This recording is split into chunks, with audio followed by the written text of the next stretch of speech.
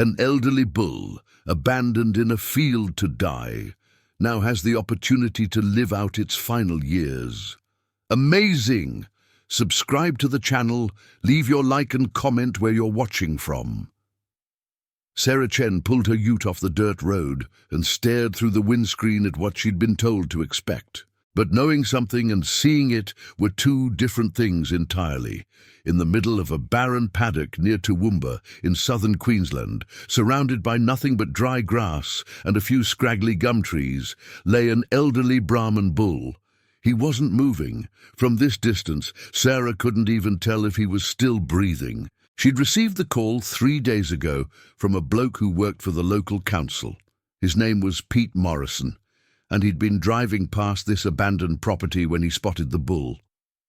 The property had been foreclosed 6 months earlier after the owner died. The bank had repossessed it, but apparently nobody had bothered to check if there were still animals on the land. "There's a bull out there," Pete had said on the phone, his voice thick with disgust. "Old fella, can barely stand. Been left to die by the looks of it. Thought your sanctuary might be able to help." Sarah ran happily heifer after, a farm animal rescue organization based on the Fraser Coast. For 12 years, she'd been taking in abused, neglected, and abandoned cattle, sheep, pigs, and chickens. Her sanctuary provided medical care, rehabilitation, and permanent homes for animals who'd been failed by the system. But even after all those years, cases like this still made her blood boil. She opened the ute door and stepped out into the scorching February heat. It was 42 degrees according to the dashboard thermometer. The ground beneath her boots was cracked and hard as concrete. There'd been no rain in this region for 19 months. The drought had been absolutely brutal. Walking across the paddock toward the bull, Sarah could make out more details. He was lying on his side, his ribs visible through his hide. His coat was patchy and dull. Flies swarmed around his eyes and nose, but as she got closer, she saw his chest rise and fall. He was alive, barely. "Hey there, mate," she said softly, kneeling down about 2 meters from him. "I'm here to help you, all right? Just take it easy." The bull's eye, the one she could see, opened slightly. It was clouded with age and exhaustion. She guessed he was at least 16 or 17 years old. In the beef industry, most bulls never made it past 3 or 4 years before they were sent to slaughter. This bloke had somehow survived far longer than he was ever supposed to. But now, abandoned and alone, his luck had run out. Sarah pulled out her mobile and rang Daniel Okonkwo, one of her veterinary volunteers. Daniel was a large animal vet who donated his time to the sanctuary whenever he could. She needed him here. Fast. "Danny, it's Sarah. I'm at that property near Toowoomba. The bull's in bad shape, really bad. Can you get out here?" "Give me 40 minutes, Daniel's calm voice came through. "What are we looking at?" "Severe dehydration, malnutrition. Probably hasn't eaten properly in weeks.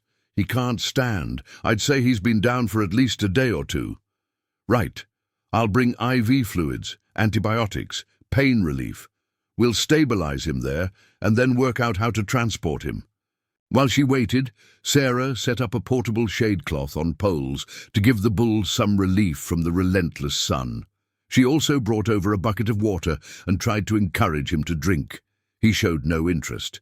His tongue was dry and swollen.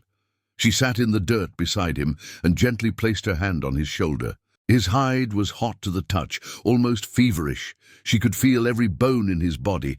This magnificent creature, who in his prime would have weighed close to a ton, now probably weighed less than 600 kilos. "What's your story, eh?" Sarah whispered. "How'd you end up here all alone?" Bulls in the industry were rarely given names. They were just numbers, assets on a balance sheet, born, raised for breeding or beef, then slaughtered. But this old boy had beaten those odds. He'd lived nearly 20 years, which was close to a cow's natural lifespan. Somewhere along the way, someone had decided he was still useful enough to keep around. But when the farm failed, he became disposable. 43 minutes later, Daniel's 4-wheel drive appeared over the ridge. He parked next to Sarah's ute and came jogging over with his veterinary kit and a large container of IV fluids. "Bloody hell," he said when he saw the bull. "How's he even still alive?" "He's a fighter," Sarah replied. Daniel got to work immediately. He checked the bull's vital signs: heart rate elevated, temperature high, severely dehydrated. He inserted an IV catheter into the jugular vein and started pumping fluids into the old bull's system. He also administered antibiotics, anti-inflammatories, and pain medication. "His organs might be shutting down," Daniel said honestly. "Even with treatment, there's a real chance he won't make it through the night. The kindest thing might be to let him go peacefully." Sarah looked into the bull's clouded eye, and in that moment she saw something, a spark, a will to live. "Give him tonight," Sarah said firmly. "If he's still fighting in the morning, we transport him to the sanctuary. He deserves that chance." Daniel nodded slowly. He understood. In his 15 years as a large animal vet, he'd learned that sometimes animals surprised you. Sometimes the will to live was stronger than any medical prognosis. "All right, I'll stay here with you tonight. We'll monitor him, keep the fluids going, and reassess at first light." They set up a proper camp. Sarah had come prepared with a swag, camping chairs, a portable generator, and lights. As the sun began to set, painting the Queensland sky in shades of orange and purple, the temperature finally started to drop. The bull remained on his side, but his breathing seemed slightly less labored. Throughout the night, they took turns sitting with him.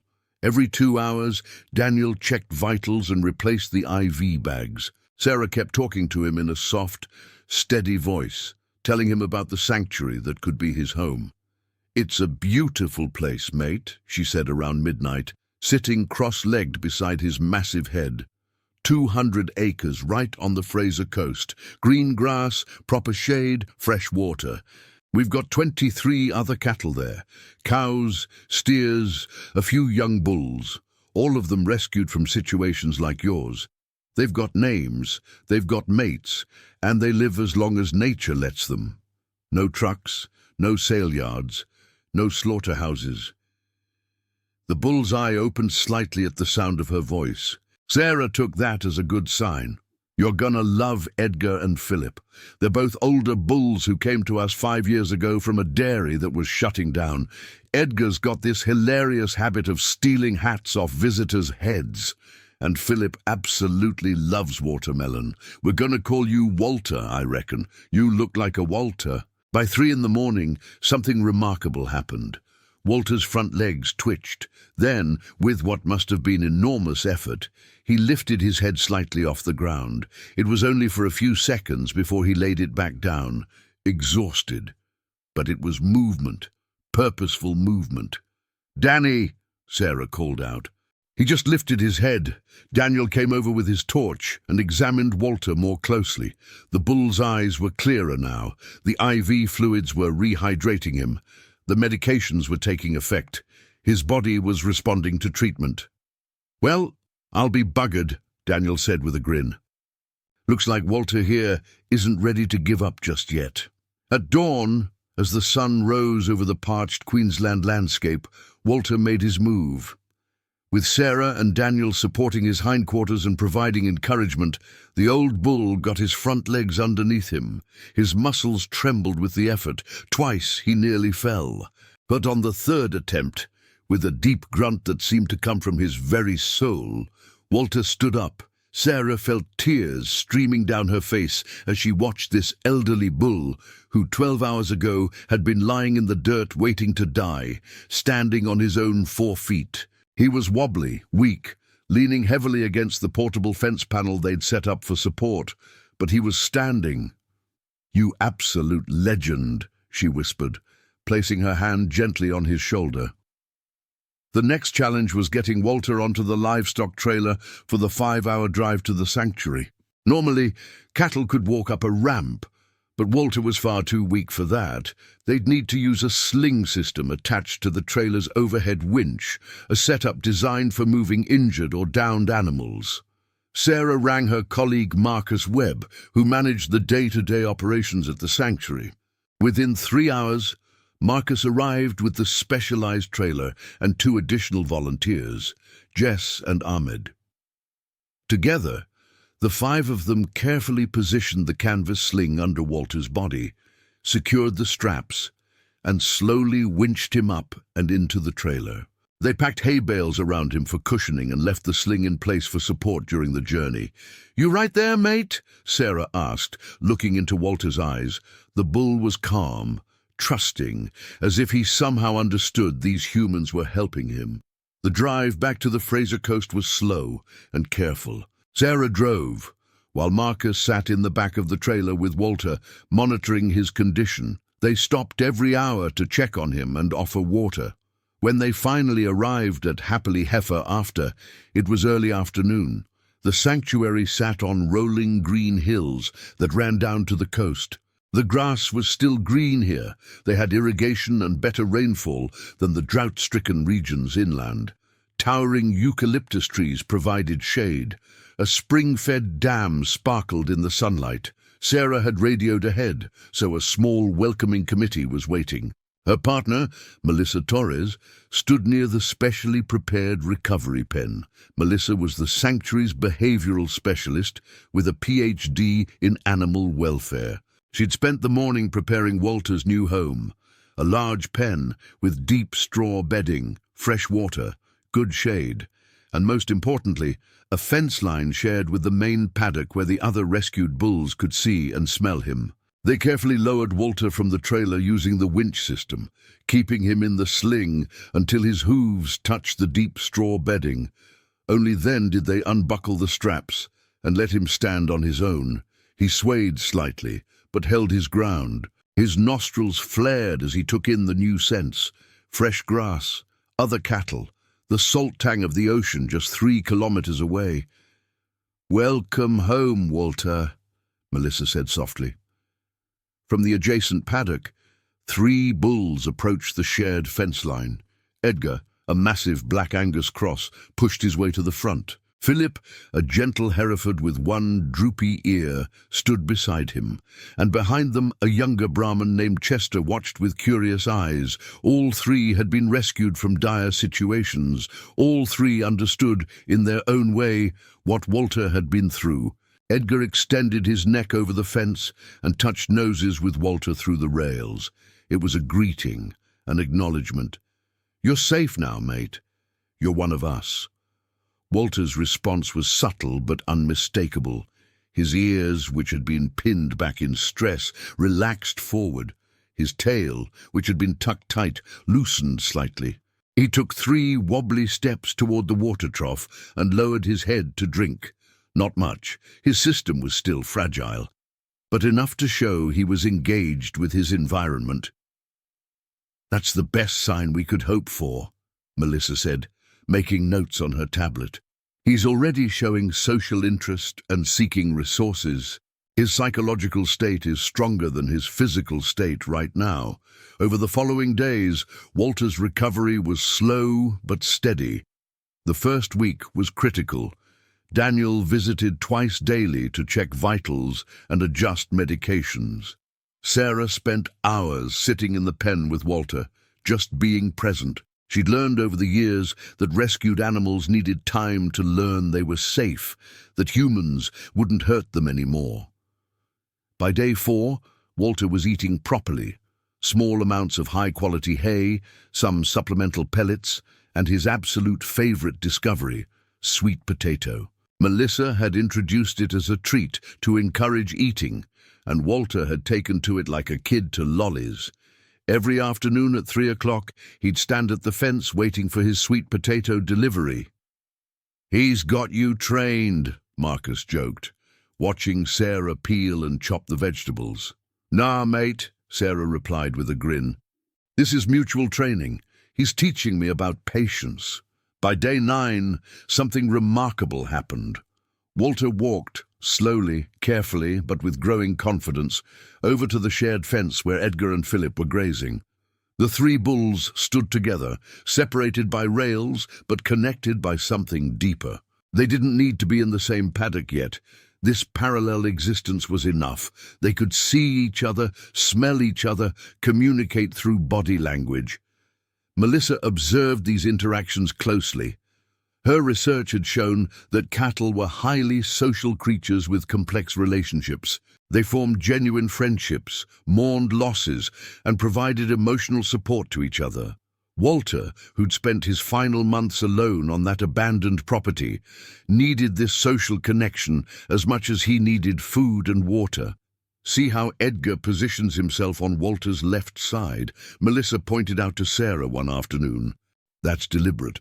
Walter's right eye is cloudier, so Edgar's making sure Walter can see him clearly.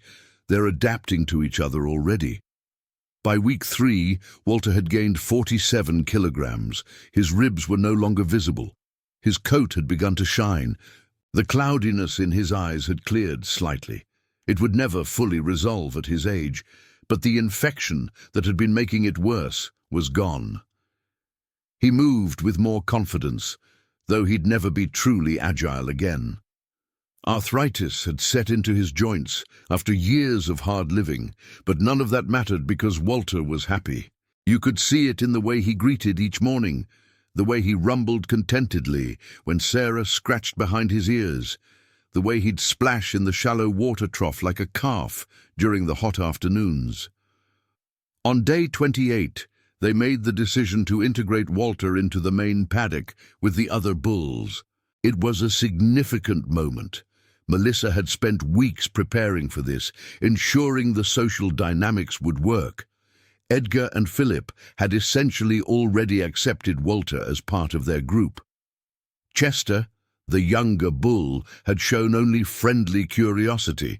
The integration should be smooth. They opened the gate between Walter's recovery pen and the main paddock just after dawn, when the animals were calmest. Walter stood at the opening for a long moment, as if he couldn't quite believe he was being given this freedom. Then, slowly, he walked through. Edgar was waiting 5 meters away. The two bulls approached each other, touched noses again, and then Edgar simply turned and walked toward a patch of particularly lush grass. Walter followed. Just like that, he was part of the mob. Sarah watched from the fence line with tears in her eyes. In 28 days, they'd taken a dying bull who'd been abandoned in a barren paddock and given him not just life, but a life worth living. 6 months later, Walter was unrecognizable from the emaciated bull they'd found dying in that paddock near Toowoomba. He'd gained 138 kilograms. His coat was thick and glossy. He moved with the careful dignity of an elderly gentleman rather than the desperate struggle of a dying animal. But more importantly, he'd found his place in the sanctuary's social structure. Edgar and Walter had become inseparable. They grazed together, rested in the shade together, and Edgar still positioned himself on Walter's left side so the old bull could see him clearly. Philip often joined them, creating a trio that Marcus jokingly called the Old Boys Club. Chester, the younger bull, orbited around them like an enthusiastic nephew, sometimes pestering them to play, but mostly just content to be near his elders. Sarah documented Walter's transformation on the sanctuary's social media. The posts went viral. People from across Australia and around the world followed Walter's journey. Donations poured in, enough to cover not just Walter's ongoing care, but to help rescue 3 more elderly cattle who'd been slated for slaughter because they were no longer productive. One particular video of Walter splashing in the water trough with what could only be described as pure joy got 12 million views. The comments section was flooded with people sharing their own stories of rescued animals, of second chances, of the power of compassion. But the most unexpected outcome came from Pete Morrison, the council worker who'd first spotted Walter. He rang Sarah one afternoon in August, 7 months after the rescue. "Sarah, it's Pete. I've been thinking a lot about Walter since you saved him. I drive past dozens of properties every week for work, and now I'm seeing things I never noticed before. animals suffering, animals abandoned. I want to help. Can I volunteer? Pete became one of the sanctuary's most dedicated volunteers. He used his position at the council to identify at-risk animals and coordinate rescues. In his first year, he helped save 18 cattle, 23 sheep, and countless chickens from neglect and abandonment. Walter's rescue had sparked something in him. As Walter's first year at the sanctuary approached, Melissa conducted a comprehensive behavioral assessment. The results were remarkable. Walter showed none of the trauma indicators common in severely neglected animals. No fear responses, no aggression, no social withdrawal. Instead, he displayed confidence, curiosity, and deep social bonds. This is what recovery looks like when done right, Melissa explained during a training workshop for other sanctuaries. Walter had physical injuries and severe malnutrition, but we addressed his psychological needs equally. We gave him time, space, social connection, and most importantly, we gave him choice and control over his environment. That's what allowed him to truly heal. On the anniversary of his rescue, the sanctuary held a small celebration. Volunteers, supporters, and local media gathered to mark Walter's remarkable transformation.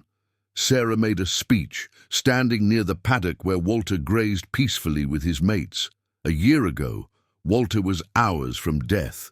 He'd been abandoned, left to die alone in a barren paddock. But he survived long enough for someone to notice him, to care enough to make a call, and that one phone call changed everything, not just for Walter, but for all of us. He reminded us why we do this work. He showed us that it's never too late for compassion, never too late for a second chance.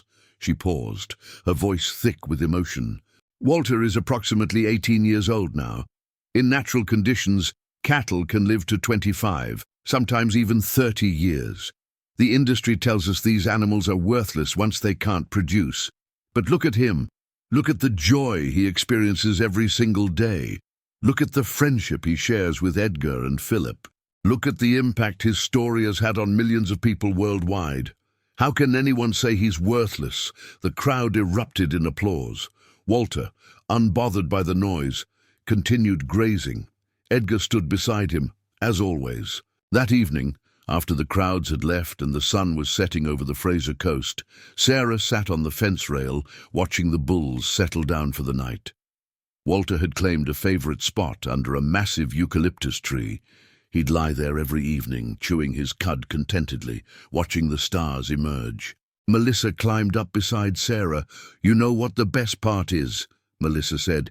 "Every person who followed Walter's story, every donation we received, every volunteer who signed up because of him, that's all going to help save more animals. His impact extends far beyond just his own rescue." "Yeah," Sarah replied. "One old bull who the world said wasn't worth saving has probably helped us save 50 more animals.